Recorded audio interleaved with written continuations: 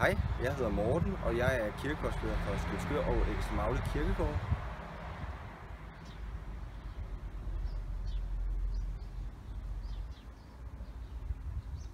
Og mit navn det er Sten Olsen. Jeg er formand for Eksemagle Landsbyrådet og har fornøjelsen af et tæt og et rigtig godt samarbejde med menighedsrådet om rigtig mange ting i vores landsby. Et af de seneste ting, det er, at vi har udvidet landsbyen med 50 nye boliger sammen med Eksemagle menighedsråd og Morten. Og I kan jo se boligerne her. De er nu hængt op til glæde for fugleliv, men også har vi faktisk en bolig til pindsvin med. Jeg er blevet nomineret til Homeprisen 2016, og hvis vi får penge i den anledning, så skal vi lave noget beplantning, som understøtter fuglelivet og insektlivet i skoven.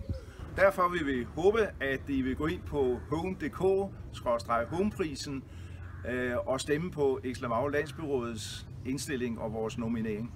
På forhånd tak. Hej.